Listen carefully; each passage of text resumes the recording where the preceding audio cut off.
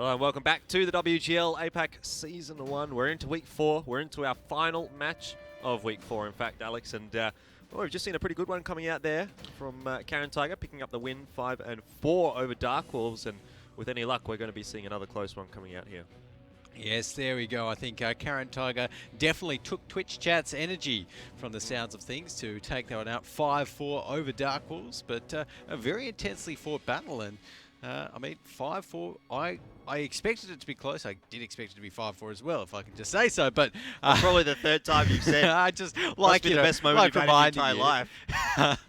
It's pretty high up there. But honestly, now we're going to focus here on team efficiency. Obviously, they're taking on the Horsemen, and it's a matchup which I've seen play out previously, not with both of these teams' current lineups, but with some previous lineups, and it's a bit hot and cold. Sometimes team efficiency are in it, sometimes they're not. So it's going to be interesting to see how closely they get to it today.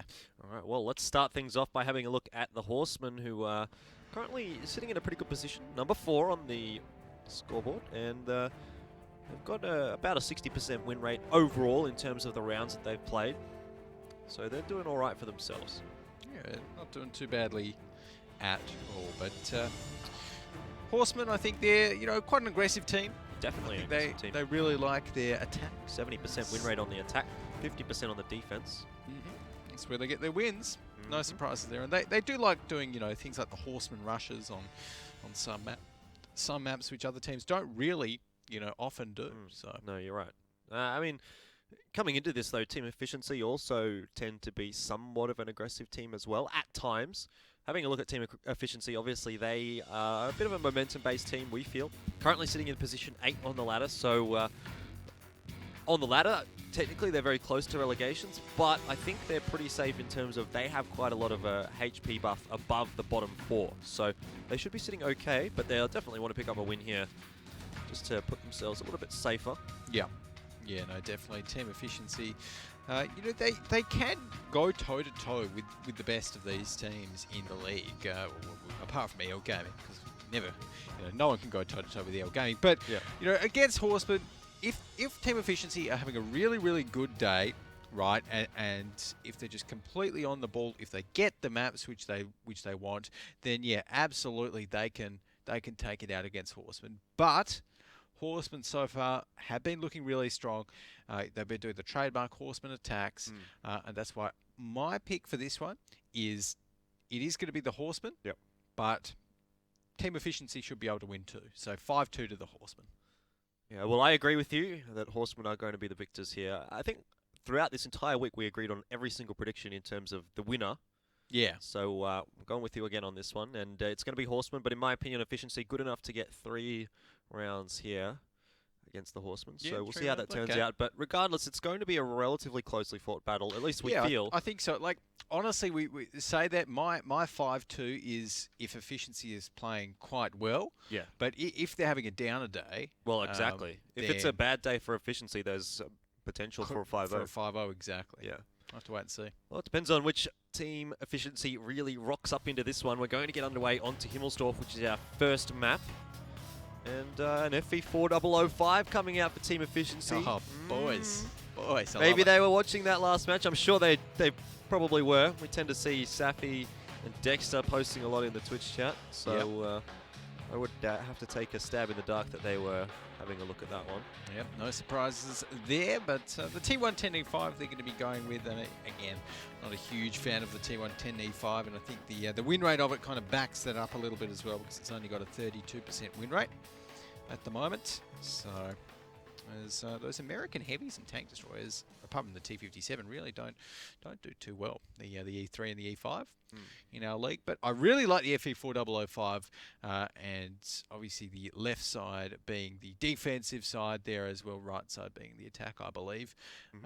Then efficiency on defense. Exactly, efficiency. Well, given that they picked a FE4005, I think that sort of goes hand in hand with the defensive side. Very unlikely to see that on the attack. Yeah, no, exactly. The FE4005 and the FE215B183, of course, both of the Tier 10 British tank destroyers, really not great at moving and shooting. You don't want to be moving too much. You want to be sat still, having your gun aimed down a line, and just let loose like that. But here we Alright, go. so we are heading into Himmelsdorf now, and to break down the map a little bit more between the two teams, it's a pretty good map for both teams actually. Efficiency have played it 6 times, 67% win rate. Similarly, Horsemen have played it 6 times, no 11 times actually on Himmelsdorf with a 64% win rate. So Himmelsdorf on the attacking side, for Horsemen a very good map. A little bit lackluster on the defensive side though. So I expect to see the Horsemen pick up a victory here on the attack. I'd say a 1-1. A 1-1. Okay, that's, yeah. Fair call, I think.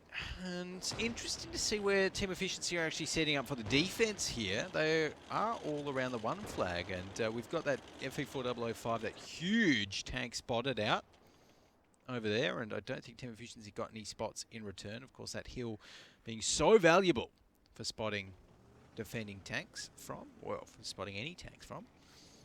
And it's looking like the Horsemen aren't going to be doing any Horseman rushes. Instead, just going to be heading up the hill, maybe sending one of their AMX 50Bs to try and get a few shots up there. As we do see Skell in the RU251 having had a little bit of damage applied to it. Archon potentially. Skell sitting this far back, I think, is somewhat different to what he tends to do. Very aggressive player, Skell, in his RU251 in particular. But probably just sitting back here to be a bit of a buddy there for his FE4005. So I don't mind that. Not too bad there from Mr. Skell. But at the moment we do have Colin as well, just sitting up here. Was spotted out, but obviously that IS-7 up the top of this little pillbox, or destroy building if you will, is going to be pretty hard to take down. Very hard. Of course, the IS-7, for those that don't know, the Tier 10 Soviet tank with a 130mm cannon, which isn't the most accurate thing in the world, but can deal about 500 damage if you manage to get a shot off from it to hit. Of course, named the IS after Joseph Stalin, and had that thick armor that was kind of put on it to stop those German Tigers and Panthers from getting through it in the Second World War, or just after it, as it was developed in 1948. So, pretty big tank as well at 68 tons. I'm sure that's not what Mr. Colin is concerned about right now, the historical figures of his tank. No. He's going to be concerned about the positions of Team Efficiency, of which they've already spotted out a few. And it's looking like Horsemen aren't going to be committing to anything just yet. And they don't know that Team Efficiency haven't sent anyone down towards the A0 or A9 area to spot out anyone going from the hill. So they are going to be pushing down. Something to note about the two teams is that they've both won their first match here in week number 4. Efficiency, though, coming off a pretty poor week 3 where they lost both of their matches in that one. But they should be trying their best to come out here with a 2-0 victory. Right now, we do see Team Efficiency not really, like, they're not really around the 2 flag at all. So I'm just starting to get a little bit concerned about them, because they haven't really spotted out anyone, well, the main Horseman force yet. Even though Horsemen are only sending 2 to 3 tanks up the hill, and they've got the rest of the tanks ready to push down the banana.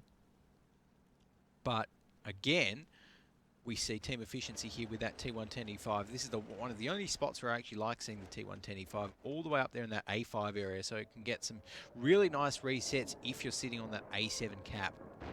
But instead, Spencer is going to be sitting here in B7, getting the cap happening in that AMX 1390. Obviously a tank that's very hard to kind of reset and can nestle right around the corner there.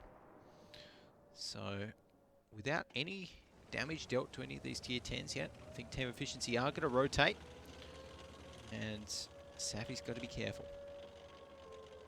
Yeah, for the moment he's okay, but if he continues to push it, yeah, he'll have to be a little bit careful. Really just waiting to see whether or not that FV4005 is going to have an impact on this battle, because Horsemen at the moment you can see over towards that 2 cap with the player there, but I think they're just trying to draw the rotate here from Team Efficiency. This is a bit of a bait play, and well, it's worked in the sense that they've drawn the rotate, but similarly it hasn't worked in the sense that Colin gets caught out by the 2 rotators. Yeah, so Efficiency starting off well, getting rid of that tier 10 tank of Horsemen. Yeah, that's an IS-7 down, just like that. So not a great start from the Horsemen, as Team Efficiency are going to be retreating back again. The Horsemen actually only have 4 minutes and 38 seconds left to make this push work. So they're running a little bit out of time. And it's looking like they were originally thinking banana. Now Gorilla's kind of changed his mind a little bit on that. DHXD is also kind of tossing up. Does he go down the banana? Does he stay where he is? Tricky for the Horsemen right now because they are lacking that IS-7. They're 1 tank down, and it just reduces their options. And they can be 2 tanks down very quickly if Cetus gets a good shot onto one of these AMX 50Bs. Well, who knows what could happen. We've seen it once before today. Fingers crossed we'll get to see it again. But at the moment, Horsemen not too keen to really do anything too crazy. Again, putting Spencer on towards the 2 cap. But Efficiency have done a really good job of just waiting down this timer. There's only 3 minutes and 40 left here. It will be an easy reset if they need to go for it onto Spencer here, because there's no one actually from Horsemen over towards him. So Efficiency are actually in no danger at all of losing this battle right now. Yeah, so right now Team Efficiency going to be pretty happy with this. They have been spotted out as they move across towards that 2 flag, but we do see Horsemen moving down the banana right now. They've got 3 FV215Bs heading down there to kind of back up Spencer, and the other tanks from the Horsemen have actually come off the hill, which I'm not too sure Team Efficiency are aware of or not. Oh, I'd say they're not. Safi is going to spot out the first one and should get out of there okay. Very crucial that he actually spots out those players now, because well, Team Efficiency are very well aware that really the only force that they actually have to deal with for the moment are those 3 FV215Bs up towards the courtyard. Spencer once again going to be forced off the cap here. Dexter this time pushing forward, and really I think Horsemen uncharacteristically have left this a little bit too late. Yeah, this isn't looking too great, and with only 2 minutes and 30 seconds left on the clock, they need to take out the entire team of Team Efficiency before that timer runs down. And I mean, look at their team. They only have 2 auto loaders up. Cetus is in a great spot with this FV4005. Oh, yes, so dangerous. You see, Horsemen cannot cross here. They have to...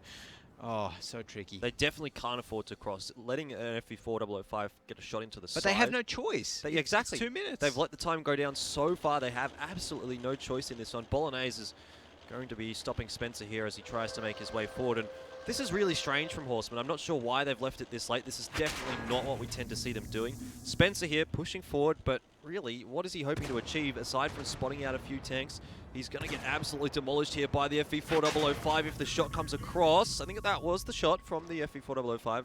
About 400 or so damage. 113 should be able to close out this kill. It's actually the T110E5 that picks that one up. But again, another kill going the way of Team Efficiency. And really, the Horsemen, they've got 1 minute and 30 left to play with. They've only got 5 tanks available on the field, and 2 of their tanks are very low on HP. They're walking straight into really a perfect stack here from Team Efficiency. I don't see any reason why Efficiency should lose this one. Oh, that's true. Horsemen, though, are focus firing down onto KN. They do manage to get him down first, and lots of Team Efficiency members are actually looking quite low right there, as Dexter getting dropped down very low. Skell in the RU251 not looking too good either, and it's just an all-out brawl here on the streets of Himmelsdorf, Jordan. Certainly is. The FV4005, for me, not really paying off at the moment. Party has come off the reload in the AMX 50B, though, and he's trying to get some damage across, and at the moment, it just seems like Team Efficiency are, again, trying to wait down that timer. I'm not sure if this is the greatest idea. If they had have just committed all of their tanks to a fight, they probably would have won it convincingly. But at the moment, it is starting to get a little bit shaky. Horsemen really bringing things back. It's a 5v5. Horsemen did lose a little bit more HP overall than Team Efficiency, but it's still very close. This could go either way. The FV4005, I'm not sure if it's on the reload at the moment, but it definitely needs to pick up one more kill here. Bolognese in the T110E5 is able to get one. There you go. 2 kills going the way of Team Efficiency in the end there. Cetus is going to go down, but I don't think it matters. I don't think Horsemen, in this remaining 15 seconds, are going to be able to pick up the final 3 tanks of team efficiency. 2 tanks, 12 seconds, 10 seconds left. Safi in the bad chat should just be able to hide it out.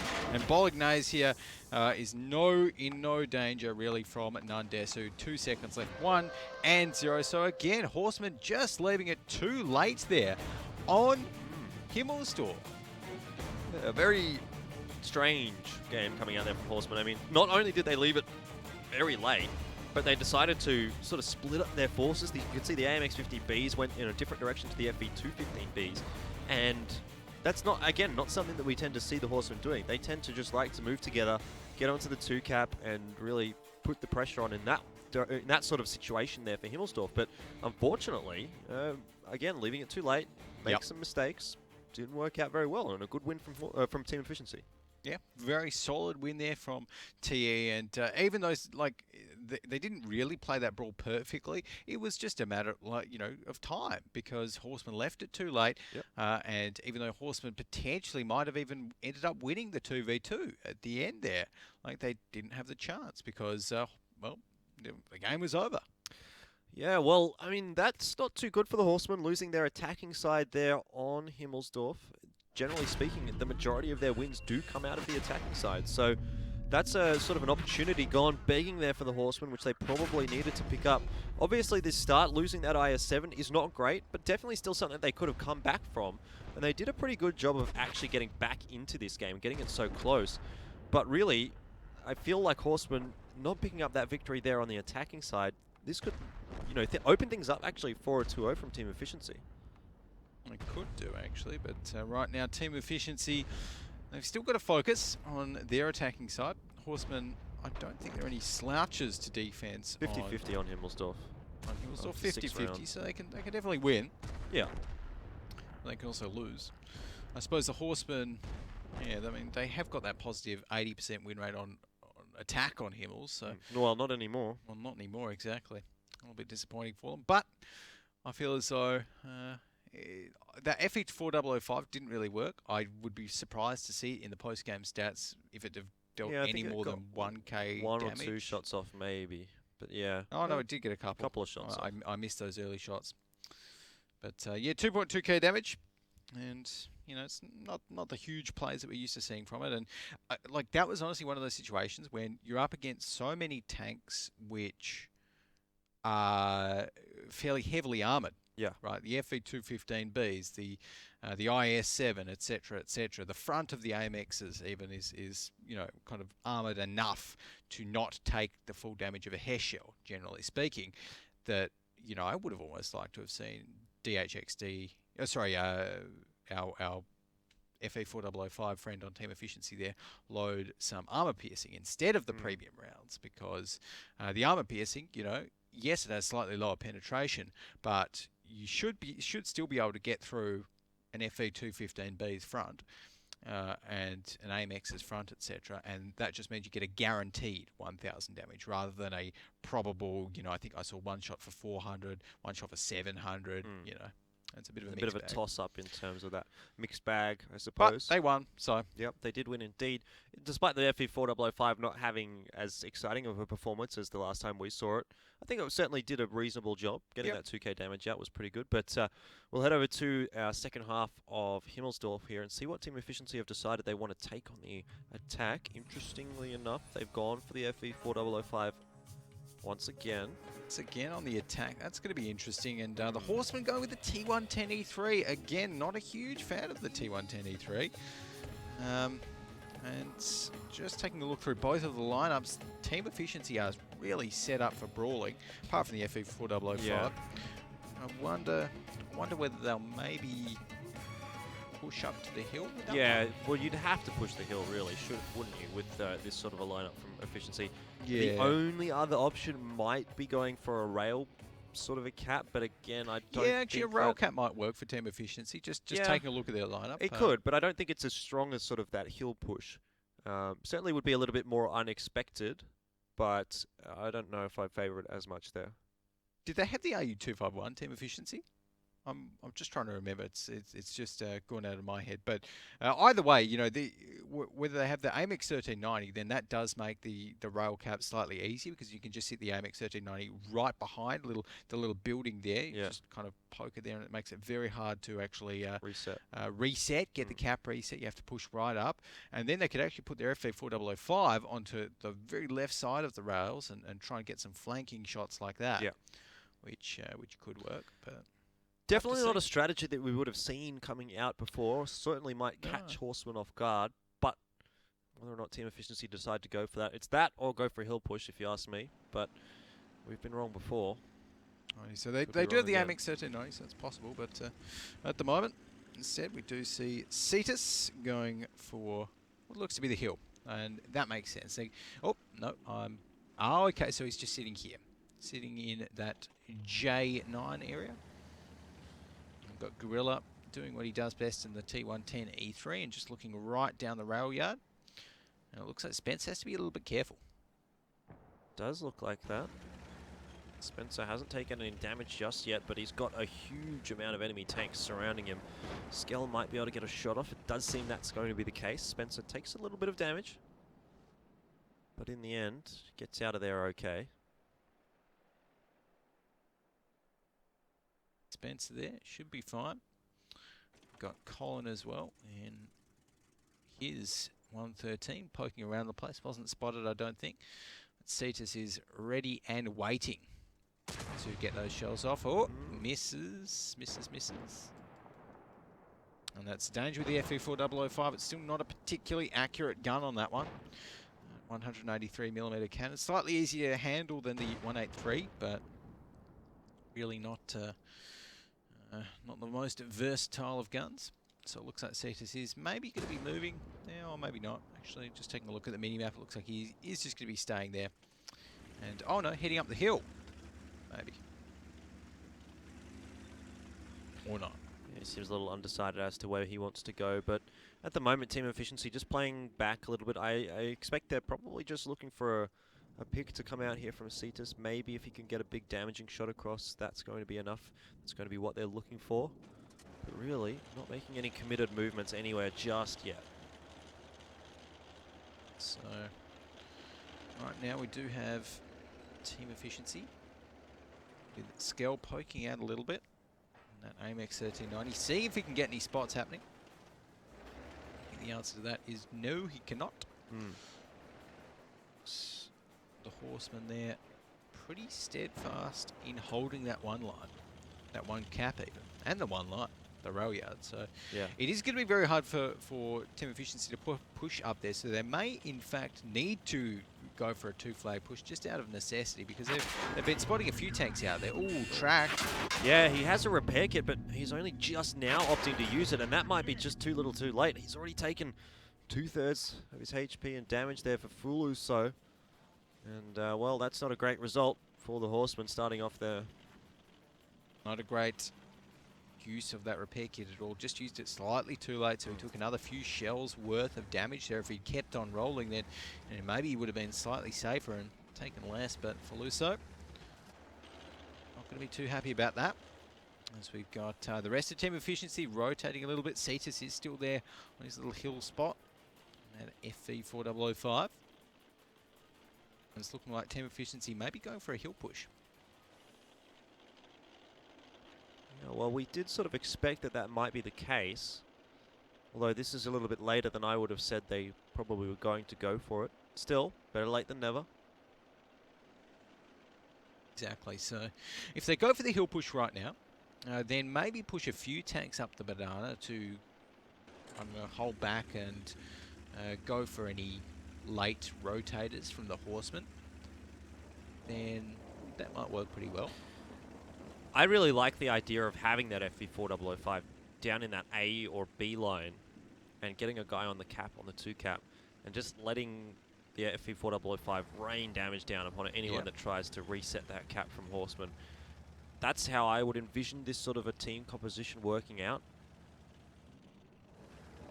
Yeah, I think so. I think really the key part for that, though, would be that Team Efficiency would have to control sort of the D line as well, so that Horsemen can't use that avenue as an easy reset because that wouldn't be covered by the FE4005. You definitely want to be funneling the enemy tanks right into the FE4005's angle. So there's a little bit to work with here for team efficiency. They haven't really been contested for this area either, so they'll get control of it quite easily. I see this working out pretty well for the attacking side here. Yeah, potentially. Right now, though, the Horsemen are going to be pushing up and actually spotted out by Colin in that 113. As, team efficiency take one shot on towards KN in his own 113. They're going to be taking a few shots, maybe even from Spencer as they cross this D line up here. That AMX 1390, but I think the word is go for team efficiency. They're going to be moving on towards the 2 flag, and now it's up to Horsemen to rotate to try and defend it. So putting their AMX 1390 in there, it's a good move from team efficiency. It's a very low profile. It makes it hard for any of the Horsemen to actually get the reset on towards it. DHXD and that FE215B cannot shoot the AMX 1390 from there, so they actually need to get around the corner to get the shot on him. The FE4005 at the moment has been spotted, but it's going to be unspotted there. Only 40 seconds left here, so there's actually 2 players that need to get reset here for Horsemen, and they're actually in different positions as well, so it's going to make it a little difficult here trying to reset these guys. I suspect the Horsemen are going to have some difficulties here. And they're going to have a lot of difficulties here because Archon and Colin, they're again leaving it too late. Archon's not there, Colin's not there, Faluso's not there. They've only got 16 seconds left. They need to engage this, and Team Efficiency are ready. Team Efficiency have their entire lineup sitting around this 2 flag right here, ready for a brawl. Horsemen are nowhere to be seen. Yep, Team Efficiency have got pretty much the perfect setup here. I don't even know if Horsemen are going to get in there and reset this in time. There's only 1 second left. They have left it way too late. They're not going to get the reset. They haven't got the reset. That's it. Wow. Oh my goodness. Horsemen again, for the second time in a row, they lose out to time on Himmelsdorf. Really, I mean, do you need a bigger wake-up call than that? Are they asleep on a Sunday night? You know, they have a big Saturday or something? I don't know, but... they need a good couple of shots of coffee after that. That was, again, very uncharacteristic coming out from the Horsemen. Yeah, exactly. It's not a team to leave things too late.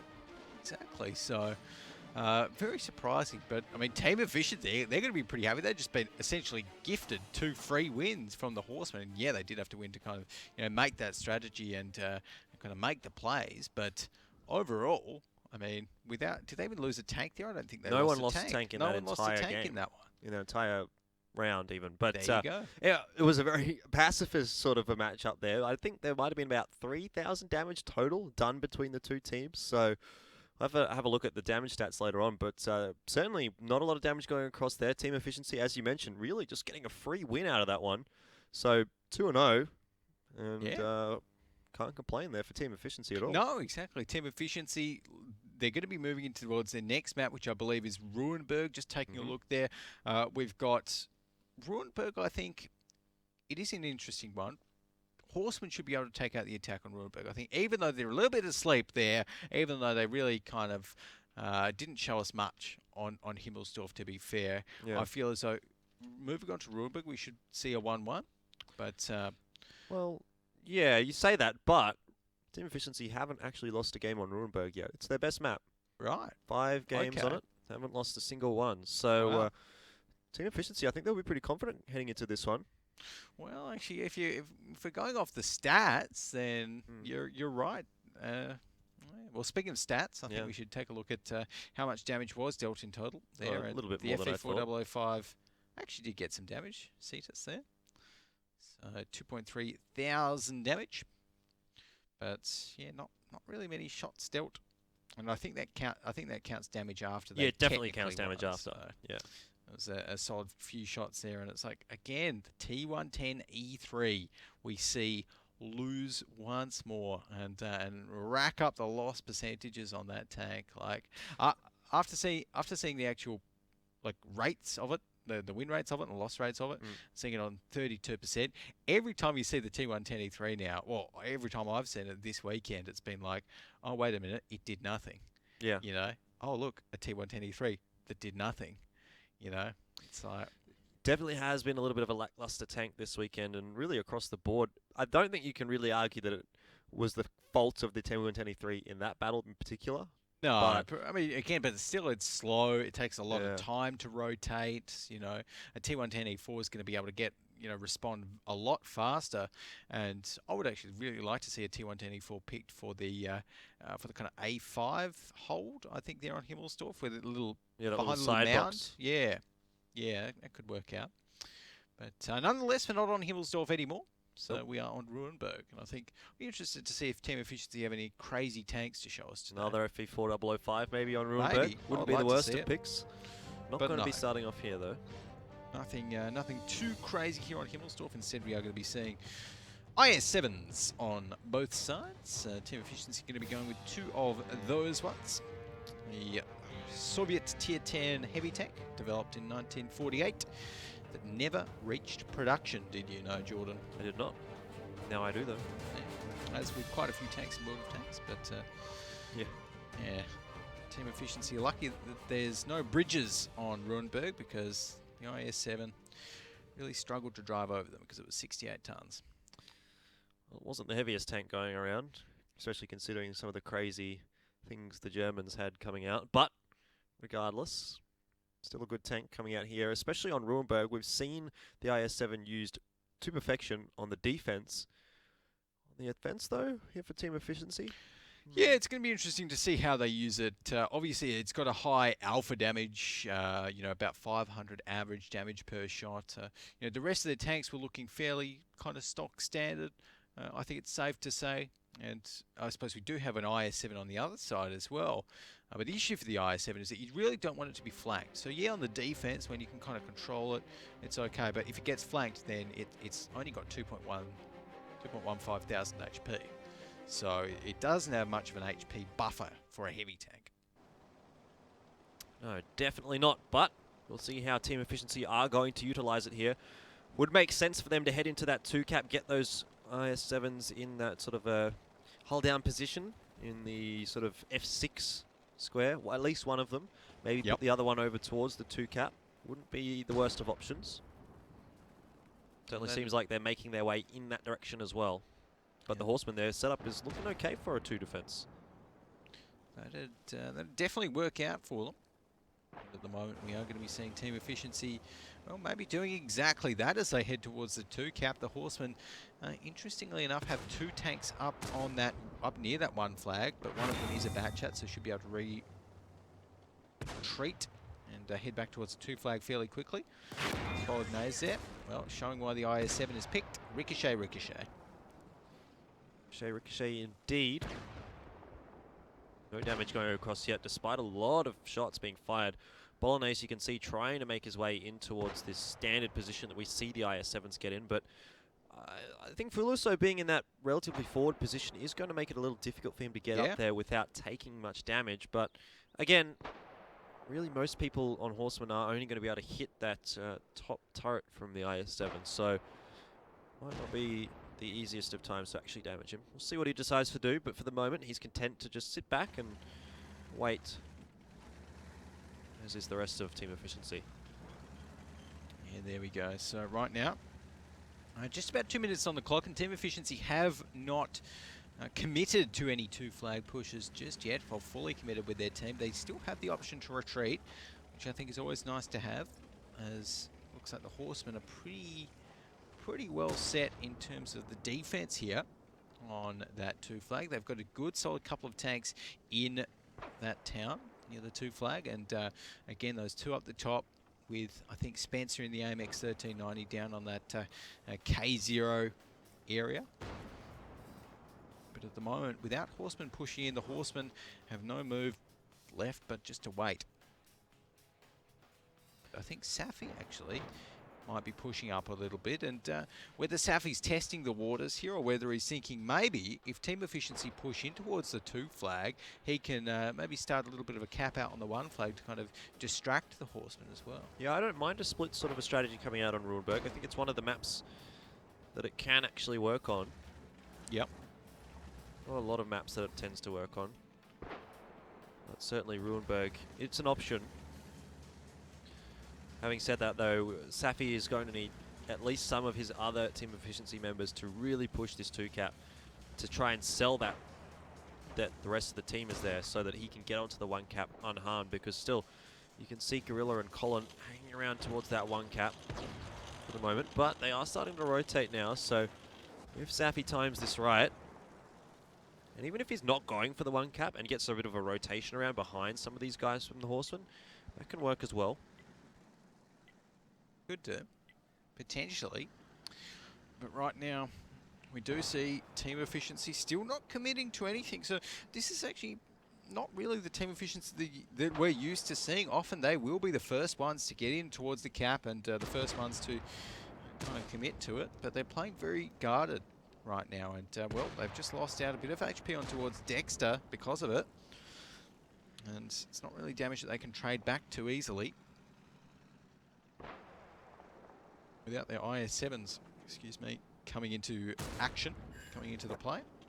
Well, Dexter taking another little bit of damage here, and team efficiency, worryingly, are allowing quite a lot of damage to come over to them. And that's not going to help them when they try and push in, when they inevitably have to push in. Being on the attacking side, Horsemen just have about 1.5k HP advantage. So right now the Horsemen are going to be still sitting around that 2-cap. We have the IS-7 again. Bolognese is just looking towards the Horsemen. Not really doing too much in that IS-7. Another fun fact, while team efficiency are rotating towards the 1-cap, an IS-7 can actually withstand its own gun. The frontal armor of it was so thick. So that big 130mm cannon. And the engine on the IS-7 as well was actually taken from a Soviet bomber aircraft. They needed something that big to propel it. So could the IS-7 fly then? So I think what that's getting at is that when we see World of Warplanes come out again, the IS-7 is going to be a plane. I'd love to see that. You know, carbon fibre it up. Imagine that, a plane with a 130mm like tank gun on it. It'd be amazing. That could lead to some interesting situations, I'm sure. A turreted plane. A turreted plane. That would be kind of cool. Well, I think we're digressing a little bit. It is going to be team efficiency making their way towards the 1-cap this time. They still have their IS-7s over to the 2-cap, but this fake that they've tried to sell on the 2-cap hasn't worked out very well at all. Party has taken a lot of damage, and he might not even get in here with any HP at all, because really he's very low. He's only fired off that one shot, but definitely a little bit worse for wear here. And across the board, team efficiency losing some HP, but they are starting to deal some back. They need to take down Colin here. Safi going to be the one to charge forward. He takes a shot for his trouble. Spencer, in the meanwhile, has taken down his tier 8 counterpart in Skell, but really this has been a very strange push coming out from team efficiency. It definitely not worked out at all. The FV215B of Nundesu able to take down Dexter in his bat chat.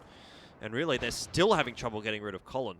Yeah, well, they kind of retreated a little bit. Kane finally able to finish him off, but that's always the danger with that IS-7. You need to make sure it's finished off, because otherwise it'll, you know, knowingly ricochet as many shots as possible with that nice, thick frontal armor. But at the moment, we do have Feluso in the Object 140 rotating back. Cetus actually is right out in the open. That's not a good spot for him to be. Nope, definitely not. Plenty of easy shots going into the hull there of the IS-7, and now Bolognese finding himself with only a few tanks backing him up. Really, the HP pool as well tells the story of this one. Horsemen going to be running away with a pretty easy victory, in theory. In theory. Unless they leave this cap reset too late like they did last time. Yeah, well, exactly, and that may be the case, but no, with Bolognese going down, Kane, Safi, and Party, we are going to be seeing... Oh, see ya. See you later. Yeah, no, I don't think this is going to be happening for team efficiency right now. Horsemen should be able to come back and take this one out, even though lots of the Horsemen are actually quite low. We are going to be seeing Spencer finishing off a couple of them, and the other two members of team efficiency should be falling quite soon after. Well, just one tank remaining here for team efficiency, and gets a kill onto Nundesu, but again, just a bit of a wooden spoon prize coming out there. Horsemen Picking up the defensive side, a little bit unexpected here on Rurenberg. I would have expected them to pick up the attack, if anything, but not too bad in there we go. Oh, well, a nice, solid win there to Team Horsemen, I think, and up against Team Efficiency there. You know, like you said, it is interesting to see Rurenberg going towards Horsemen because it's one of Team Efficiency's best maps statistically. And, you know, yes, I called 1-1, but after seeing that performance there by Team Efficiency, I'm not sure whether that is, like, just them not being super confident on the attack, but they had the tanks that they wanted. They had very versatile tanks. You know, they weren't really limited to their tank picks at all. They could have gone either flag, but it just didn't really work out for them at all. Horsemen with an excellent defense. They held the angles that they needed to. They prevented the kind of passages that Team Efficiency wanted to move down, and that late push that Team Efficiency did up near the one flag just didn't work at all. Yeah, it didn't work at all, as you mentioned. I mean, it really was a bit of a sloppy play coming out there from Team Efficiency. We'll have a look and see how it turned out. And, well, that's their first loss on the Rurenberg attack, first loss on Rurenberg in general. And heading over to the defensive side, they've won 3 out of 3 on that.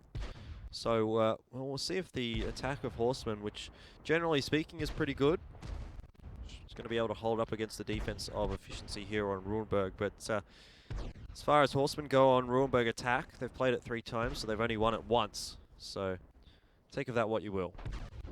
Right, there you go. So, it's I don't know. They look fairly confident on the defense here. So, and I know that some teams really hate one side or the other of Rurenberg. I know we actually don't even play Rurenberg in our tiebreakers because some teams feel as though it's a little bit skewed and not symmetrical, but. There you would have thought that statistically Team Efficiency would have won it there on the attack, but they didn't. So I think stats don't always paint the full picture, Jordan.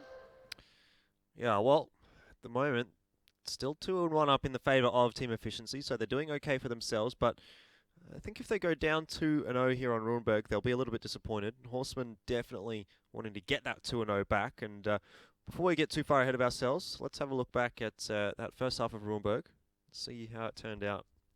Okay, so we had Bolognese on the IS-7 with 3.5 thousand damage there. Archon with the FV215B 2.7k. So some pretty impressive numbers there coming out of Bolognese. And overall, I think the IS-7 really did its job.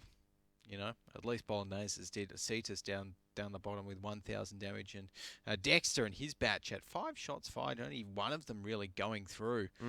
So really not what you're looking for in a bat chat on Rurenberg. And I'm honestly never... bat chats are a little bit so-so for me on Rurenberg. You really got to use them well. And I think Team Efficiency, they just managed to take out an IS-7 just with their bat chats, but that was really it. Apart from that, they just kind of brawled it out and use bat chats to sit on the cap. And when you're using bat chats just to sit on the cap, it's like, well, you may... It's not the best thing. You don't want a bat chat to be stationary. If a bat chat's stationary, then it's really not doing its job. You're certainly right, but obviously here for Horsemen, they did their job quite well on the defensive side. Now we have to see whether or not they're going to be able to do it again here on the attacking side of Rurenberg. So we'll take a look and see what they've decided to roll out with here. It's a grill on the attack for Horsemen.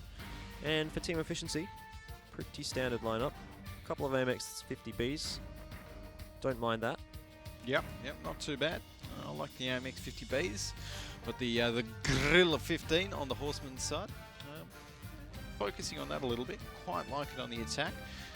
Obviously very strong for pushing out towards the 1 flag. And even honestly, if you push it out towards the 2 flag, then you can sit it right at the back when you're pushing out and really use that to kind of snipe anyone in the tower. It's probably where most of Team Efficiency's tanks are going to be. I'd say Team Efficiency with this lineup probably going to be leaving maybe one FV215B up towards a 1 cap, maybe an AMX 50B instead. But apart from that, they'll probably just be defending out the 2 flag. We'll be seeing a nice standard defensive setup there from Team Efficiency. But the question is, of course, always in Rurenberg where the attackers push to.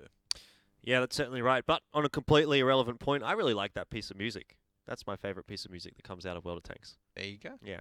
Anyway, I'm looking forward to seeing how Horsemen go about this attack because their attack on Himmelsdorf was just a little bit lackluster. They played very slowly and left it too late in the end. So fingers crossed that they're going to probably adapt away from that and move things into a bit of a quicker sort of a situation here on Runeberg. Hopefully, I think. But here on Runeberg as well, we've got these teams play it so differently each time, even that they play it. It's never the same, particularly on the attacking side. But it's looking like right now we will be finding out how the Horsemen play Runeberg on the attacking side, as they're looking to be heading up towards the 1 flag right now with quite a few of their tanks. Spencer going for some early spots. I like this out in the center. So just getting the lay of the land, getting some spots on towards Team Efficiency, seeing where they are. And the good news for Horsemen is that none of Team Efficiency are actually out on that 1 flag. I actually really like 1 flag pushes in general, but in particular at the moment, this is going to be looking very good for the Horsemen. They are going to get freely into whatever position they really want. Only those 2 heavy tanks on the guys from Team Efficiency are going to be able to contest this for the moment. 113s of Colin and Fulo, so yet to be hit. Skell and Spencer in a bit of a battle. Spencer going to be losing that one, but he did do a fair bit of damage over to Skell. Particularly, he breaks the tracks and does a lot of damage over to the ammo rack as well. So Skell just a little bit worse for wear. 1 tank down already for the Horsemen, but they definitely have a good position on this 1 cap.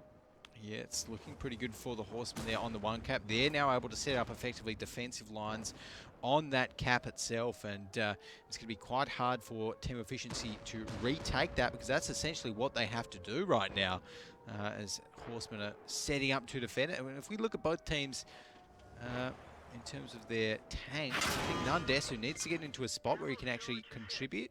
Right now he's not. He's rotating towards the back of the 1 flag, so Horsemen are 1 tank down effectively at the moment from the fight, but I think Safi is struggling to hit some of those shots with the AMX50B as well, and just getting the reload happening.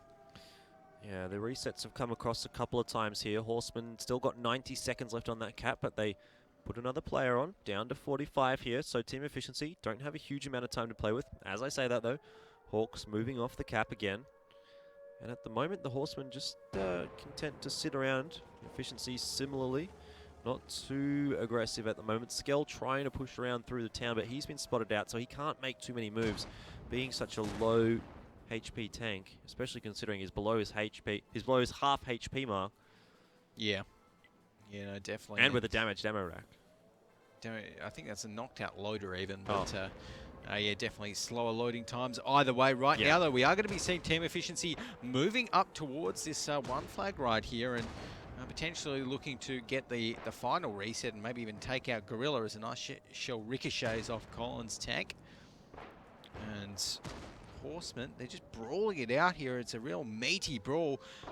And Team Efficiency are ready to pounce on towards the 1 flag. I'm a little bit surprised that Horsemen have let Team Efficiency get all the way up towards this 1 flag without really punishing them too much. Of course, all of Team Efficiency is still up at the moment. These 2 113s definitely need to be taking down Kayan there in the FE215B. Fuluso missed his shot, but Colin able to find the final one without them taking any more damage. And that's the first tank going down for Team Efficiency.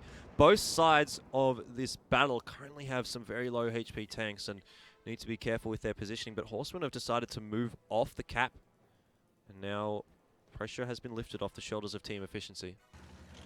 Yeah, there we go. So right now, Team Efficiency are just going to be able to kind of reset this a little bit, and Horsemen, the issue for them is that whilst their kind of faster tanks have moved off the cap, we've still got the 113s for Luso and Colin that are kind of stuck on in that little town area at the top of the cap. So, really not great news for them. Yeah, it seems like the Horsemen are a little indecisive as to whether or not they want to rotate across to the 2 cap or stay over towards that 1 cap. And this is okay for Team Efficiency. This has allowed them to get the reloads on their AMX50Bs that they needed to. Safi actually still only 3 shots there, but he's decided not to reload. Regardless though, did see Party in the other AMX50B able to get his full reload off, and well, the slow play definitely favouring the guys on Team Efficiency here once again, because just playing down that time always will favour the defensive side. Yeah, there we go. So Team Efficiency doing that quite nicely at the moment. And the Horsemen still not really in a good position to push on towards this flag. I feel as though they need to get some more kills on the board, and that's exactly what they're doing here with Gorilla taking down Cetus, as they're starting to take some of these guns out of the game. Bolognese is right in the middle of the open right there. I don't like that positioning from him. Yeah, but no one really from Horseman can actually hit him with sort of the depression, the lay of the land that was coming out there. He gets a shot into Fuluso, but doesn't manage to actually connect that, and that could have been a crucial shot. If he had have taken down Fuluso, that would have been so important, but Fuluso lives on for the moment. As I say that though, Skell in the T-54 lightweight, able to pick him up. Party in the AMX-50B, trying to do as much damage as he can over to Archon. He needs to pick up this kill, but he'll miss that shot there. And, well, this is not too good at all. Party is very low on HP. He's going to be going down. The Object 430 of Dexter in all sorts of trouble. And now Skell fighting himself on his own. All of a sudden there for team efficiency. This has turned well on its head. Horseman going to be picking up this one too. So a 2-0 coming out on Ruhenberg here for Horseman. And, well, the teams trade maps essentially. Horseman picked Himmelsdorf. Team picked up a 2-0. Ruhenberg picked by team efficiency. Horseman pick up a 2-0.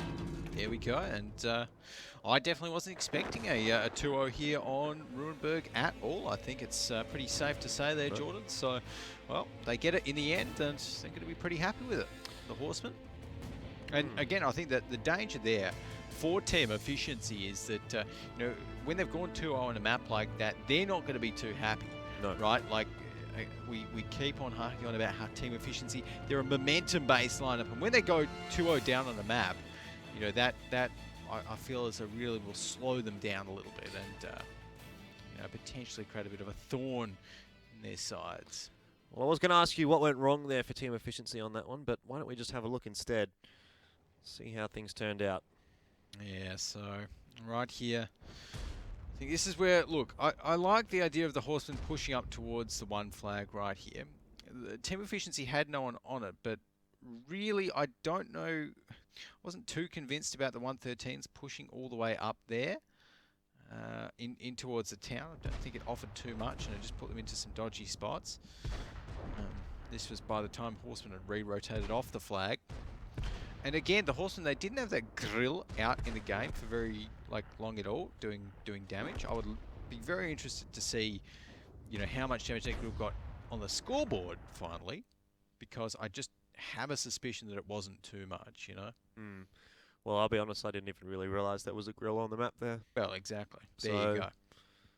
I don't know. I don't think it had much of an impact either. I certainly wouldn't be surprised to see it looking pretty grim, I suppose, in the scoreboard sense for that grill in particular.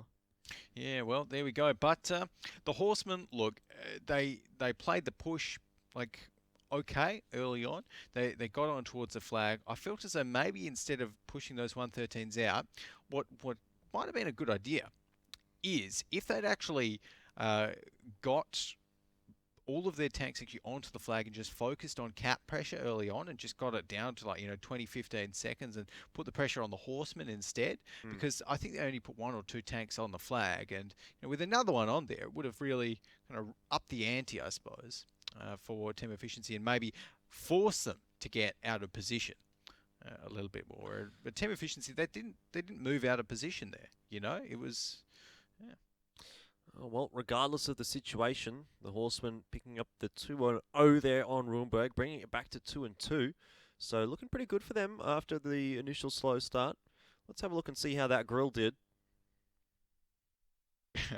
What grill? Yeah. Pretty much, but a gorilla there on that top scoring batcher. No surprises that, honestly, Horsemen got a lot of damage out with their top 4 damage dealers. But, again, the issue was things like that grill. 1640, Yeah, that's okay. Yeah, okay. So they actually got a lot of damage out in general, but just wasn't quite enough to take down team efficiency on Ruhenberg there, Jordan. So. Yeah, both the 113s from team efficiency, just a little disappointing. Down the bottom of the scoreboard there, those 2 T10s. But, well, team efficiency, not too bad. I mean, they're 2-2, so even though they lose those couple of maps, they still pretty even in this one. We'll be heading over to our next map. It's going to be Steps. Team efficiency's pick coming out in that one. So, how are you feeling about Steps here? Steps is going to be pretty interesting because I absolutely love Horsemen on Steps. Right. In every single time that I've seen them on Steps, like they've done some really nice rush or some really controlled, flexible defense with lots of rotations and fast tanks. Horsemen are all about fast tanks. Horsemen are all about kind of moving a lot, and that's why I think, even without looking at our tank lineups, it's going to be Horsemen 2-0. All right. Okay, interesting decision. Well, we'll have a look at the tank lineups as well, since we have them available. And nothing too out there coming out. Nothing too crazy. We are seeing that STB1 on the Horsemen side, which we do occasionally see, of course. Bat shouts as well, Object 140. But overall, what both of these teams are focusing on is mobility. And that's what you need on Steps. Interesting to see no well, actually, no, it's good to see no T1 10E5 on the defense. Yeah. To be honest, because sometimes we do see these teams picking that T1 10E5 on the defensive side, but Horsemen instead just saying the 113's enough, and the 113 does have strong enough turret armor. It's not a T1 10E5, but it just offers a lot more all round than the T1 10E5. So. Yeah. Now, in general, thinking about the map, I'm not so sure what to make of this between the two sides, because I mean, it's not a fantastic map coming out for efficiency. They have about a 40% win rate, pretty even across attack and defense as well. On the other hand, though, Horsemen, they're a very good attacking side here on Steps. They haven't lost it once, but every time they've won on the attacking side, they have had to play a defending side, which coincidentally hasn't gone too well for them. They've got 5 games played on the defense. They've only won 1. So I might be looking for a 1-1 here with both teams winning their attack. Yeah, maybe. I'm still sticking to my 2-0 for the Horsemen. Because, well, we saw yesterday. I'm not a big fan of your map stats, Jordan. So I managed to rip up a couple of them. Yep. Well. Oh. Yeah, I was going to say, actually, there's no IU coming out for either of these teams. So no one can actually get this boost without being helped up a little bit by that was pretty. Yeah, it was pretty good. Pretty good. They didn't lose too much HP. Can't complain. And getting STB1 up there is quite good as well. Yeah. That's a really excellent gun depression on that tank. So he'll be able to peek up and down and keep himself quite safe. Yep. Yeah, of course. Getting up there will give a nice little advantage to the Horsemen, even if Team Efficiency do decide to kind of attack the 1 flag right there, which it's looking like they may very well be doing. Look at how aggressive Skell is being right now. Normally you wouldn't ever see an attacking tank in this position at 1 minute into the game, but Skell likes to be aggressive like that, and well, it works out for him in this case. He gets a huge amount of information as to what's going on here for the Horsemen. Yeah, and Skell there. It's going to be doing his job very well in that AMX 1390. There's a few shots kind of run out around him. Going to be seeing rest of Team Efficiency. Just actually, is that a boost that KN is heading on? No, it's probably not actually. It's just going to be heading around the mountain there. There is a boost over there, but yeah, I don't think the Object 140 can do it. No, true. Need a bat chat or something. RU251. Yeah. Yeah, no, KN's just going to be sitting down the bottom there, and Skell actually takes a little bit of damage himself. I'm not sure if that was a blind fire shot.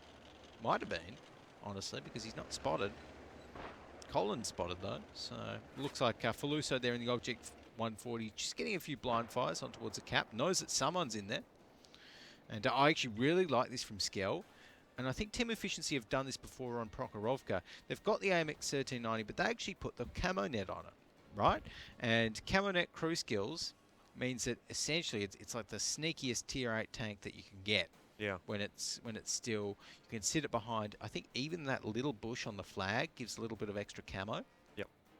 So I like that by Team Efficiency, and that's, again, we've seen the Horsemen get timed out on Himmelsdorf in our first 2 series today, first 2 maps today, but it's, they could get timed out again if they're not careful. It's a lot easier, I think, to get timed out on Steps than it is on Himmelsdorf, because you find yourself in a position where you can't push forward without taking much damage. On Himmelsdorf, it's a lot easier to get into position to reset without putting yourself in too much danger. But it does seem like Horsemen rather, have learned from their mistakes on Himmelsdorf. Yep. And will be starting their reset push a little bit earlier. But we're going to see Safi actually join Skella on the cap here, and that's going to drop it down quite quickly to 16. So maybe things moving a little bit too quickly, but no. Team Efficiency not too keen to keep their players on that cap, which in the end is probably a good decision considering both of them get spotted out, and they've just decided they're going to take the battle. This has worked out very well for them. Gorilla going to go down very early in the piece here, and a lot of damage going across to the Horsemen. Team Efficiency, though, not taking a huge amount in return. No, Team Efficiency are actually looking pretty good right now, and they set up it perfectly for that Horseman push in towards them. And Bolognese, though, might be going down soon. Apart from that, they're looking very, very nice with Faluso. His drive is going to be going down, and Horsemen are kind of pulled back from this push a little bit. With they know now that Team Efficiency are in such a good spot, they can't try and contest it. The Bat Chats are going to be reloading.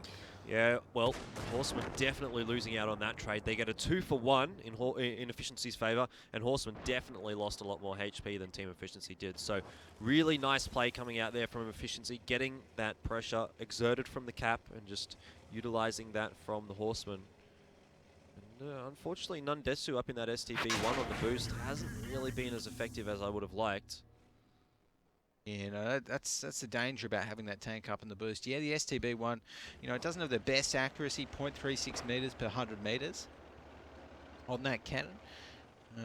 Apart from that, it's got fairly good gun stats, like you said, about 10 degrees of gun depression at the front. But it's not really too useful when you're firing at something that's all the way far away on that one cap, and you can't hit it. So Team Efficiency right now looking pretty good, as we see a ricochet again, a miraculous ricochet on the turret of Bat Chat. But more is going to be the focus from some of the Horsemen. And again, Horsemen, they're under a lot of pressure because 25 seconds. Team Efficiency will get that cap happening. And I think the Horsemen, they need to actually react pretty soon. They've only got 2 members up near the cap. Colin is in the 113, and I don't know if he's fast enough. They're trying to get it by just firing shells in towards it. Safi's finally spotted, but he's going to stay on the cap. Yeah, there's only 6 seconds there. There's a reset, though, down to 22 seconds, but Safi exiting the cap now. He's going to set it back to 44. Still, Horsemen definitely not in a great position here. They've still got that cap timer pressuring them. They've still got much less tanks in the game and much less HP available to them as well. So definitely this is looking like Team Efficiency should be able to pick this one up. Party joining Skell on the cap there. Safi as well has rejoined the cap, and there's only 4 seconds left here. No one from Horsemen going to be in a position to reset this one, barring some sort of lucky blind fire. But there you go. That's an easy win coming out there for Team Efficiency on the attacking side of Steps. Yeah, well, I certainly wouldn't have really expected that to Team Efficiency, and the Horsemen, again, just getting caught out on time. You would have thought that they'd have, really learned their lesson from Himmelsdorf, but they obviously haven't, letting it go right down to the wire. And yes, they were at a tank disadvantage. Yes, it wasn't a favourable push to make, but again, I find it very hard when these teams just don't make the push to get the reset, because there's a 100% chance that you'll lose if you let the timer go down to 0 seconds and let the other team win. Like in any other situation, there might be a 0.1% chance that you can win, or a 1% chance that you can win if you get the reset and sacrifice a tank doing it. But that's what I'd like to see, Horseman tank. Yeah, well, I mean, Horsemen definitely not particularly well known for their strong defensive side, particularly on Steps. But they started off well. This boost was pretty good. They got it without taking too much damage, but really, the STB1 just didn't have an impact on that game at all. If Efficiency had gone towards the 2 cap, it would have been a very different story, but Efficiency either read it well or they were just lucky. Yep. Dexter there in that 113, getting a nice little ricochet off Faluso. But yeah, the Team Efficiency just made the right call to get those extra tanks on towards the flag when they needed to. And, well, Horsemen just weren't ready to make the counter push in towards the flag. And, yeah, as soon as Party got on, and that was it for them, Jordan. It certainly was it for them. But, of course, Horsemen, well, they're bad on the defense, consequently, though. Quite good on the offense, on the attacking side here on Steps. So, again, I wouldn't be surprised to see them bounce back here with a 1-1. Yeah, right. Well, I did call 2-0, and obviously that's wrong. So, honestly, though, like Horsemen just seem a little bit off today. They do, It's yeah. yeah, like it's not often that we see that I see Horsemen, looking like they do today, just making these silly mistakes. They're not really a team that makes silly mistakes, and you know. Yeah, whether they do need another, a shot of coffee or something like that, or maybe energy drink. I don't know what they drink, but something to kick them back into gear. Yeah, they definitely just playing a lot slower than we tend to see them, and also really, I guess, not. I don't know, just something, just as you mentioned, just seems off. I don't know if they're missing a player. I think having a look at their lineups, it didn't seem like they were playing with a sub, but maybe that's something to consider here. But the Horsemen definitely just really not themselves at the moment. Yeah, no. Oh, well, hopefully for their sake, I would really like to see them take it back on this attacking half. I think they can. Even it up 3-3. I think they can as well. And you know what they need to really kick them into gear again? They need just a Horseman rush. Yeah, well, that's what they need. That would be the dream, wouldn't it? But let's dial things back a little bit first. We'll have a look first at the damage stats coming out from that previous game. The STB1 did 2,080 damage, but 33 shots. I honestly am surprised by that, actually. I didn't think the STB1 was doing a whole lot from up there, but, well, can't argue with the stats. Yep, exactly. Can't argue with the damage stats, so Nundesu at least will have earned his keep, getting pushed up the top there in the STB1. And again, unfortunately, still no Leopards. I wonder if these teams will pick Leopards for this next half here on Steps. Probably not, to be honest, but, yeah, a man can dream. I don't think either of these teams were the ones to pick the Leopard. A little bit disappointing there, but yeah, no, and just talking about tank picks, it just reminded me on our earlier match with the Coalition Zoo. I was just having a chat to Madhouse, and he was saying that when the Coalition Zoo used their 6E100s, they actually screwed up a little bit, and Joke died too early before he could get into the right position. Right. So for those of you that might have been wondering why, in that earlier match they did pick those 6E100s, it would have worked apparently.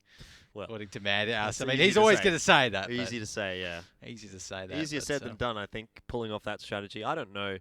I think it's a bit cheesy. I don't really think it has much of a conversion rate from what I've seen. But we digress. We'll head into our second half here on Steps. And this time, very much a must-win for Horsemen. They don't want to be going down 4-2 here. Okay, and the Horsemen are going to be going with the Grill 15 here to try and make this one a 3-3, and the STB one, of course, the Japanese tier 10 medium tank.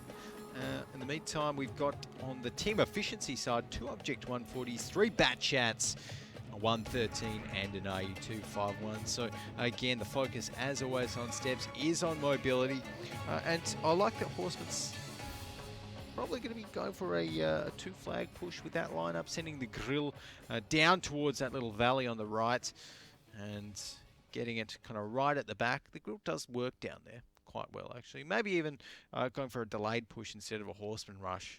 Well, it certainly seems like that's the way they've been playing throughout today, doesn't it? I mean, they've played very slow to start off, so a Grill would be fitting into that, but not fitting into their general style of play.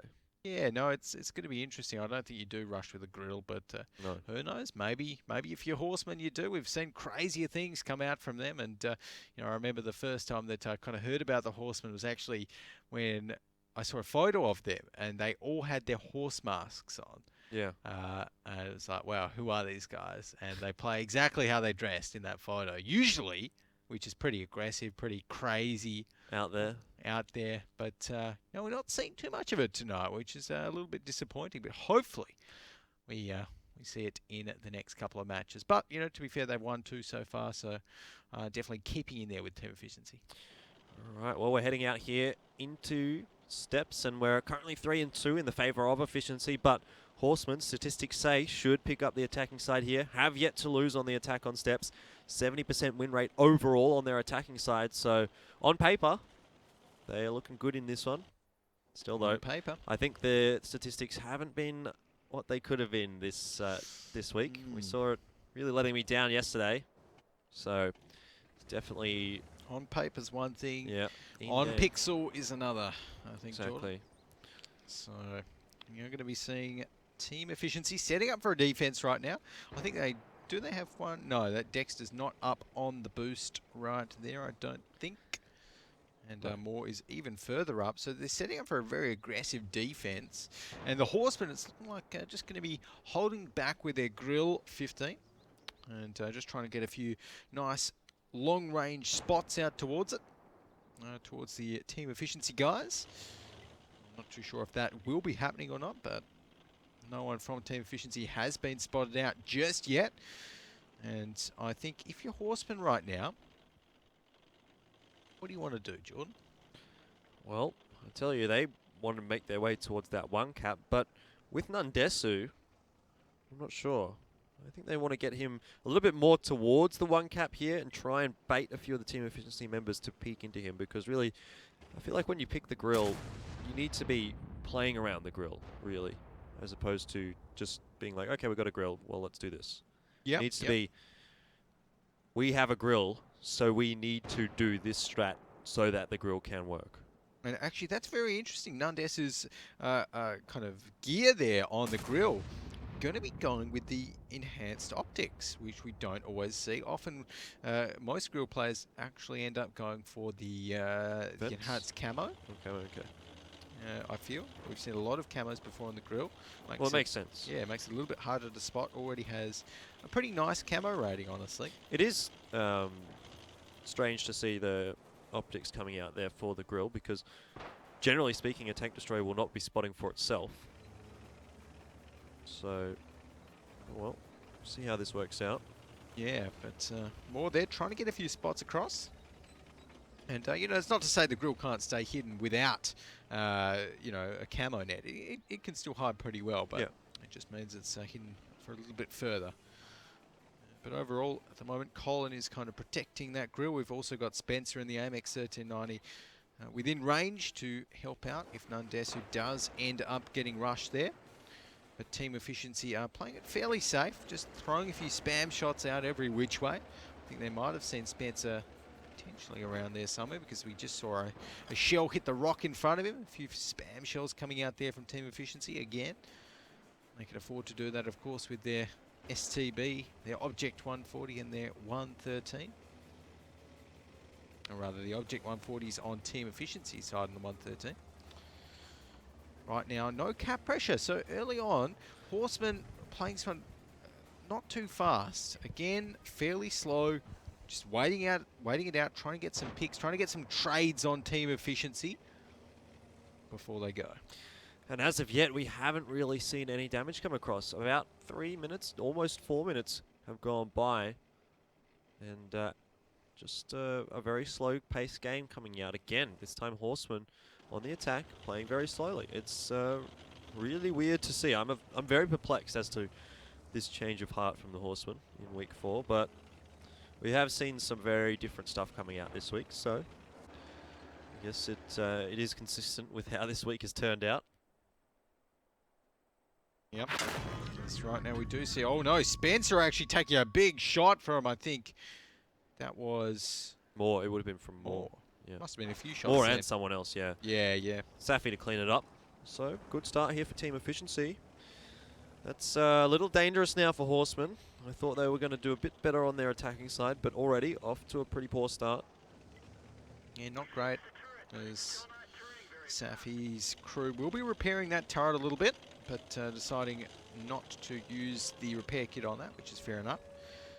And I think finally we do see the Horsemen again. They're sitting there batshot on there. That's the difficulty with losing that AMX 1390 here on steps, is that you need to, well, if you're going for the 1 cap at least, you need to sit your batshot on there. And honestly, I would like to have seen Horsemen go for a push there and push on towards the 2 flag, because they know that there's a few members of Team Efficiency that'll still be kind of rotating back towards it.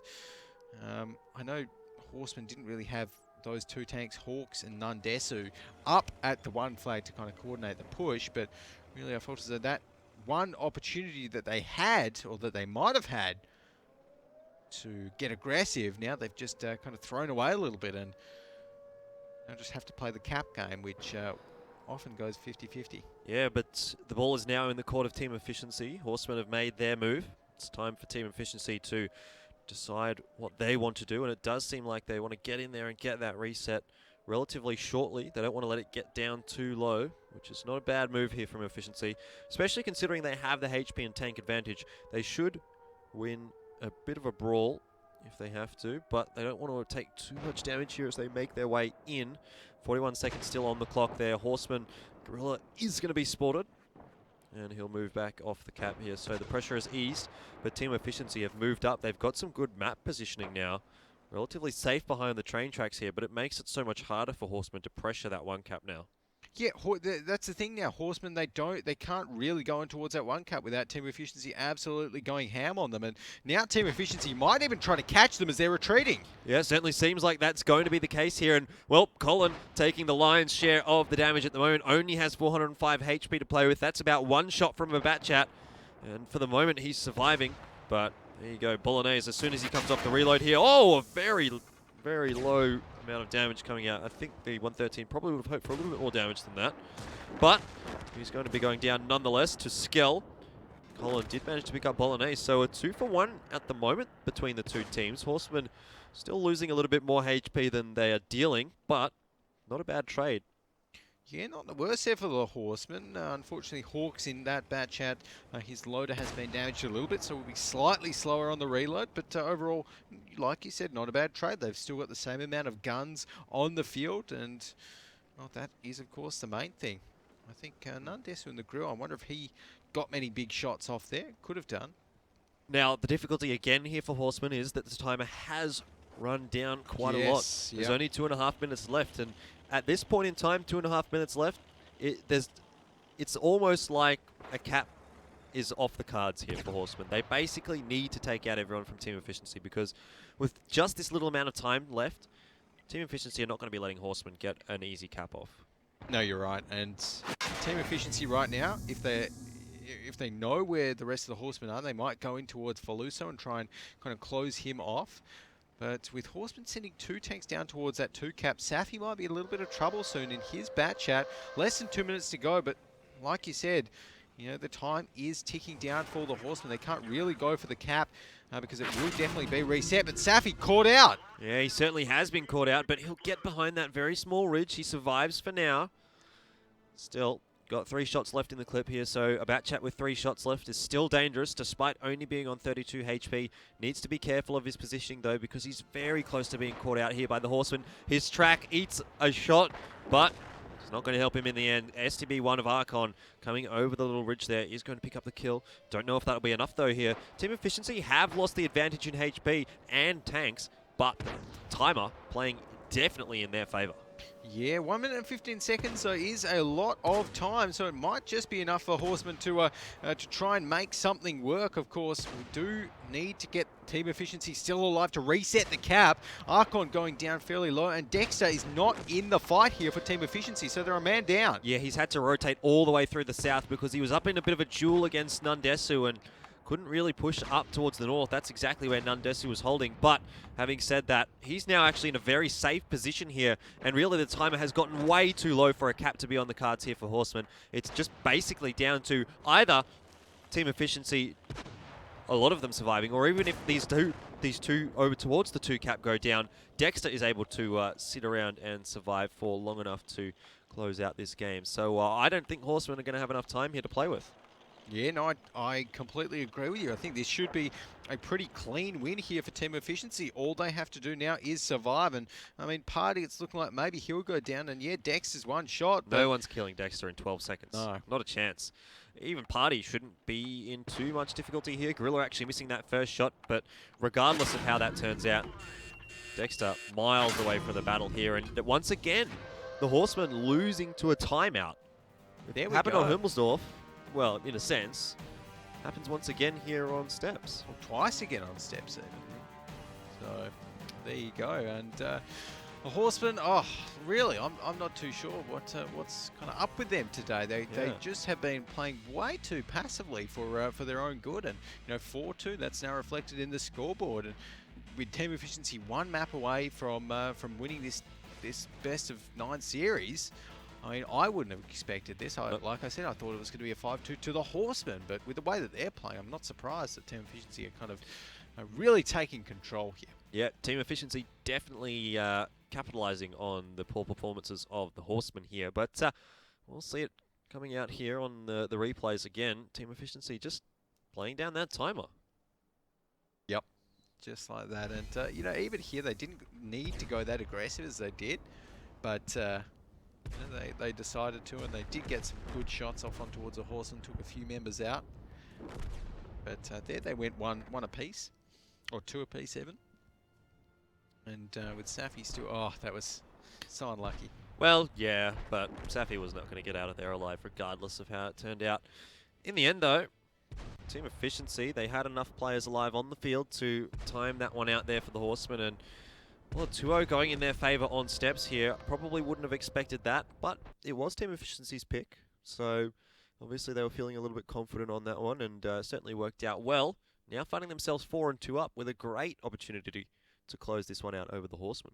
Yeah, definitely. So I think in that one there, I mean, team efficiency, they did a really nice push once Horsemen moved on towards the one flag. And like just moving back from the push, I felt as though it was almost a mistake right from the get-go for the Horsemen to try and go for that one flag rather than the two flag. I really like it when you've got the grill to just go for the two flag, sit it down the valley, sit it right at the back, and just use it to hammer some big 700, 750 damage shots down that line.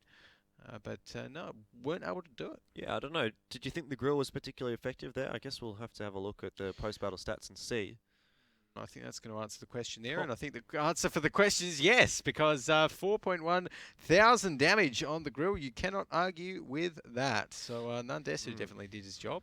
Yeah, but the rest of the Horsemen leaving a little bit to be desired. Yep.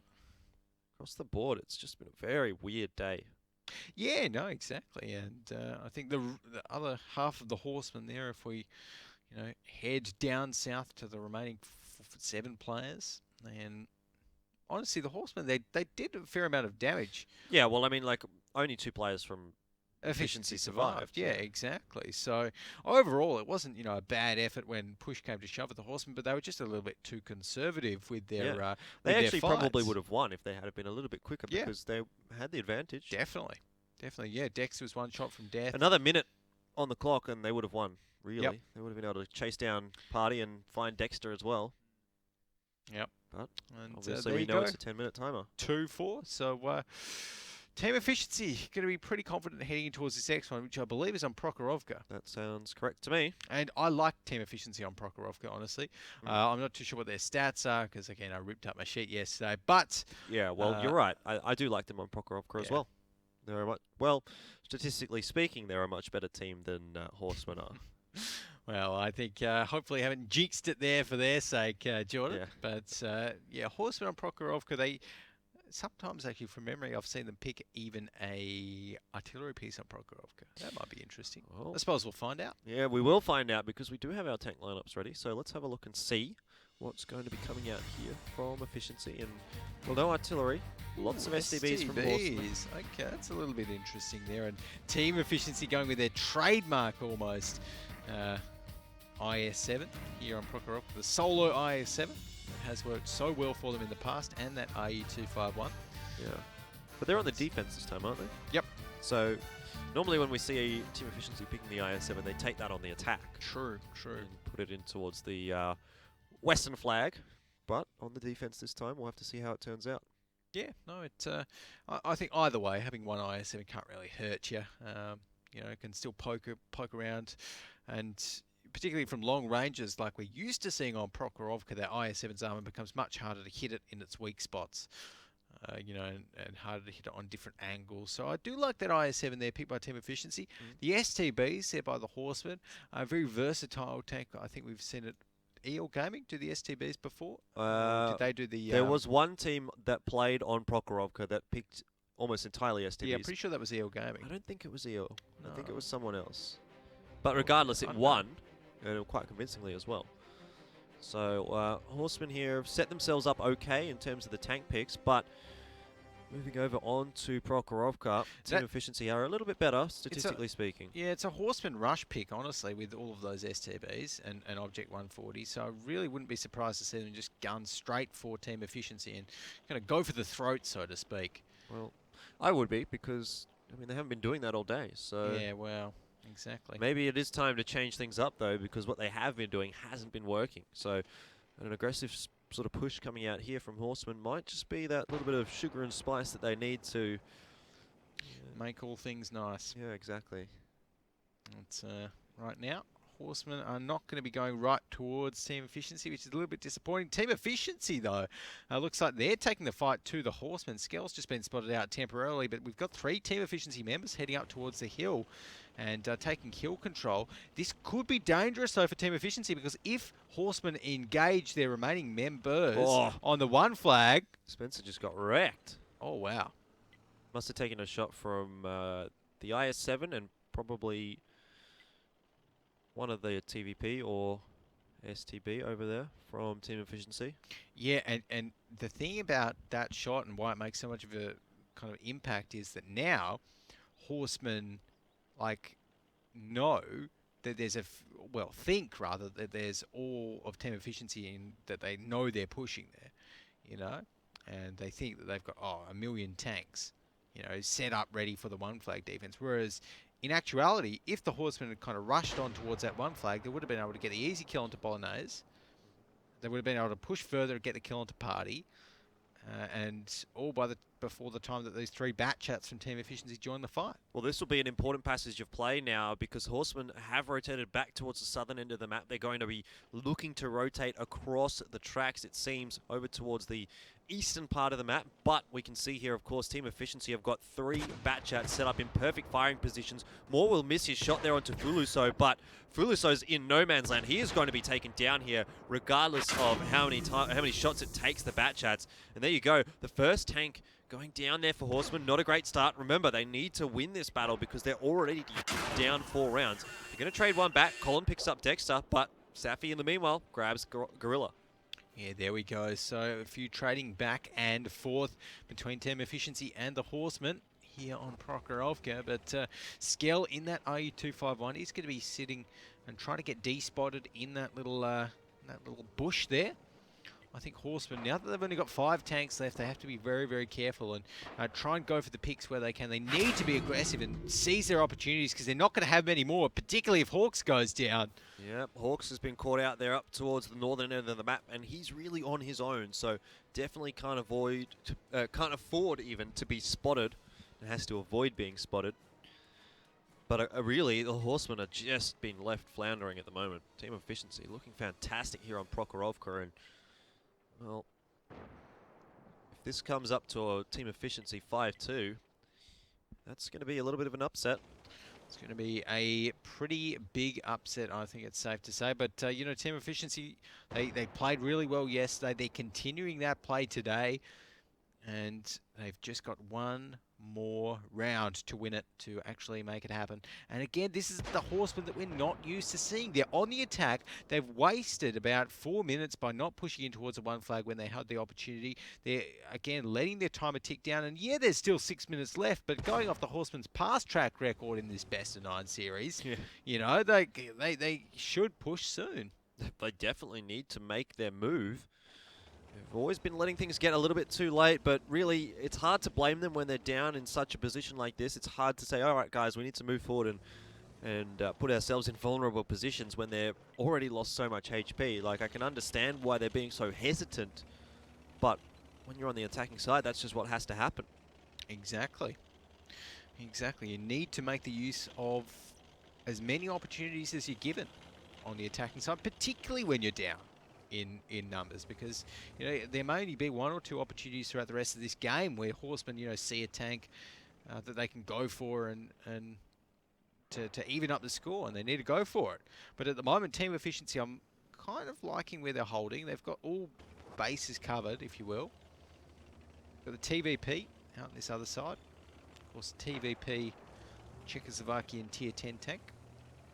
And fun fact for those that don't know, the TVP actually stands for Tank Vysiobnechko Poziti. Rightio. I probably said you that. Probably wrong, murdered that I word. probably murdered it, but Absolutely murdered it. it's something like that. And it was actually made because Let's just settle for TVP, hey? let's just settle for TVP. I think that's a good idea. It was actually made because Germany was running into trouble versus Soviet 2 T-34s around the time that they needed a new medium tank.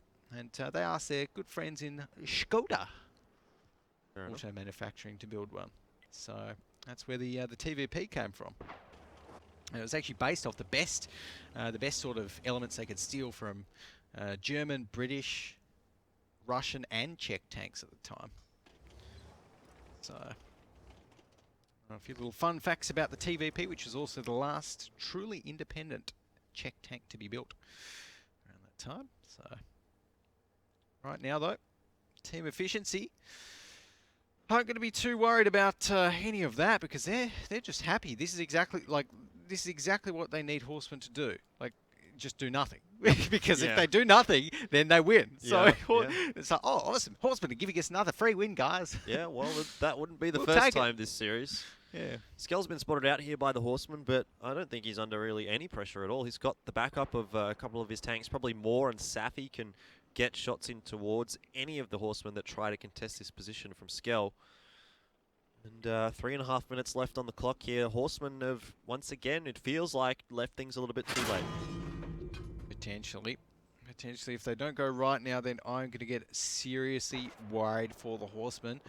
And so they're trying to get a few shots on towards Skell, but like, that's the thing. The other reason that they need to commit to a side is that it gives team efficiency whenever they want. They can pull the trigger as well, you know. And if they see two, 3 members of Horsemen out of place, out of position, then there's nothing stopping team efficiency from going on towards them and really sealing the deal. So another reason that the Horsemen right here really need to kick their engines into high gear. Certainly right. 2 minutes 40 here on the clock. Again, still ticking away for the Horsemen. They've got 2 very low tanks, so they're very hesitant to push in, but maybe that pick there onto Skell might put some wind in the sails of Horsemen, which is very much needed. Nandesu trying to do his best to trade with more, but not managing to land the shot. And really, just need to see something from the Horsemen.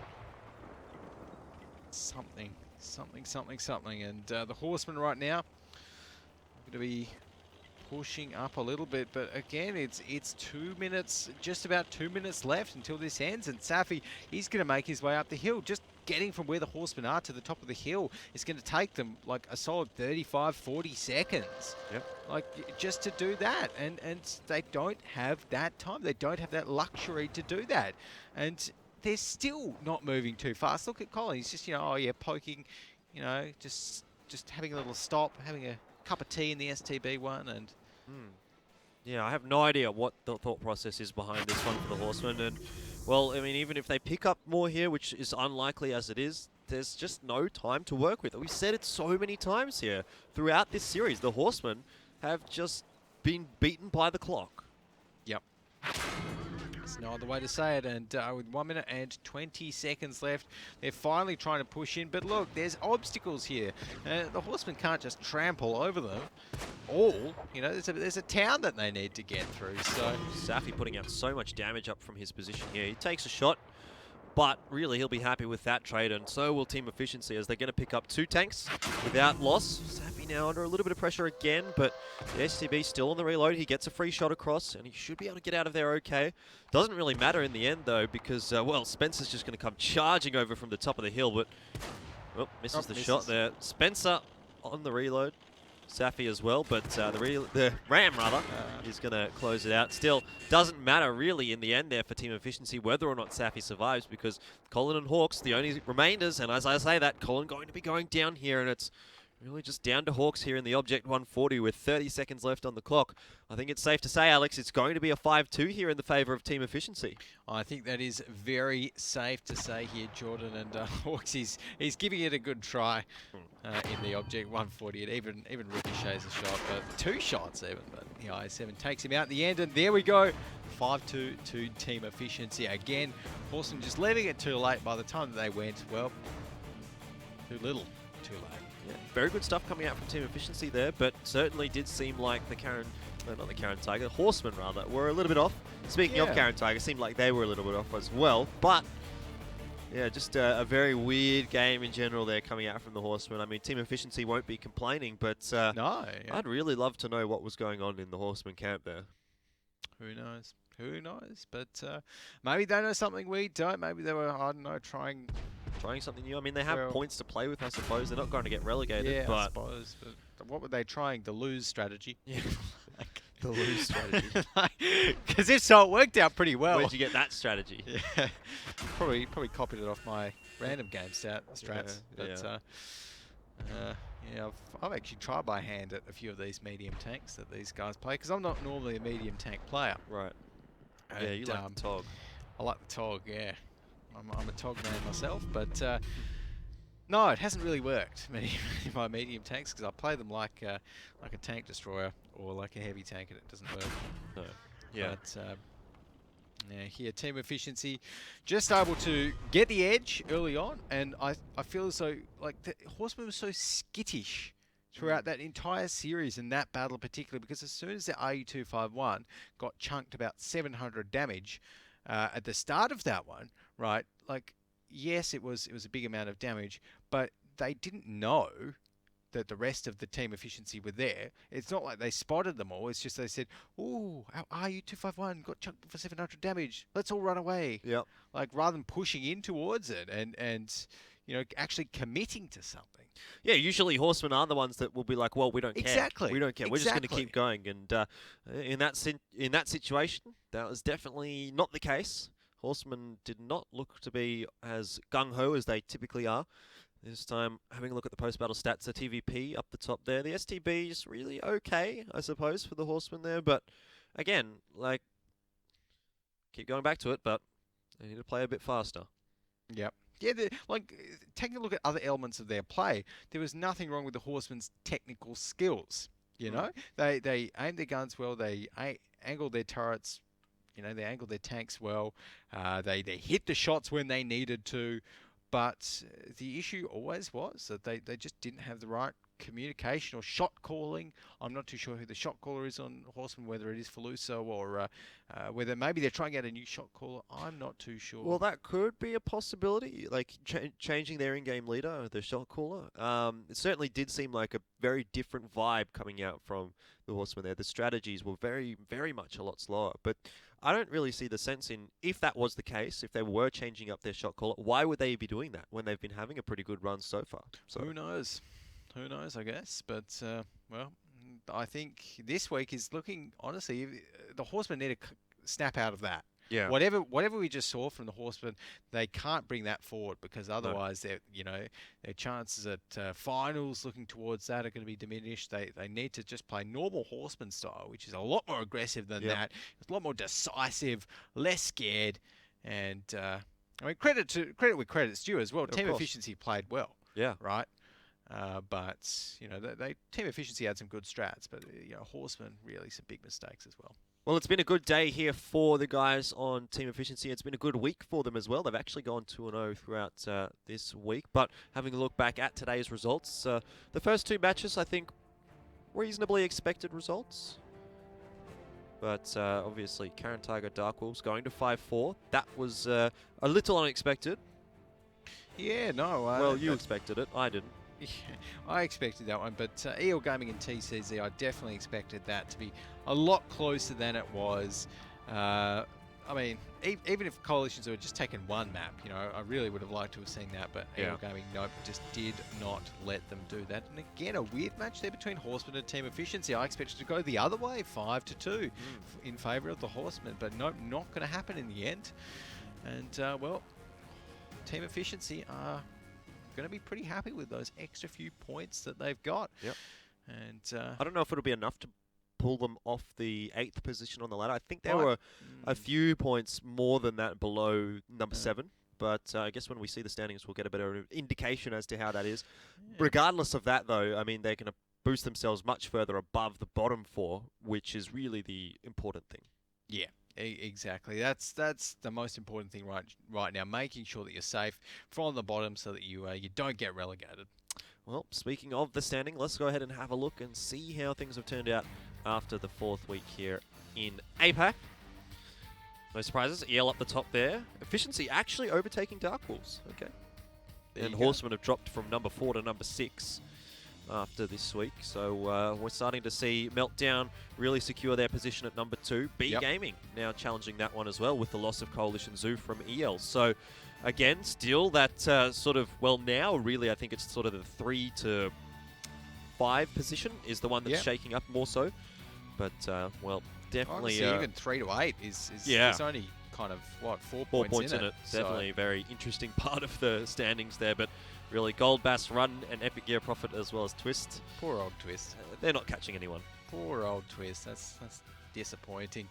I know. They need something to cheer them up, Twist. And actually, I think all of our viewers watching at home might be able to get something to cheer them up. If you want 3 days of premium and 200,000 credits, we will be giving 1 set of those out to 1 lucky viewer who messages us either here on Twitch or YouTube, depending on what you're watching, with your least favourite tank and why. Make sure to include your World of Tanks username as well, so we can on the Asia give region. you a prize. Exactly. But overall, we've seen some pretty good days, pretty good matches today even. Yep. And yeah, a little bit of a weird one to finish off, but it was great to see that nice close one as well earlier on. Yeah, look, I think you're exactly right. It was a pretty good day coming out today. Certainly yesterday, I think, really stole the show. It was Twist and Karen Tiger, for me, the best matchup of this week. If you haven't seen that one, I definitely encourage you to go check out the VOD. You can also check them out on YouTube as well. But that's going to be it from us tonight here, and that's going to be it from us this week as well. That's week 4, all done and dusted. It's been an awesome week, and really looking forward to week 5. And if you're looking forward to week 5, you can tune into our channel here next week on Saturday at 4 p.m. Australian Eastern Standard Time. Can't wait to see you there. But until then, we wish you happy tanking and good night.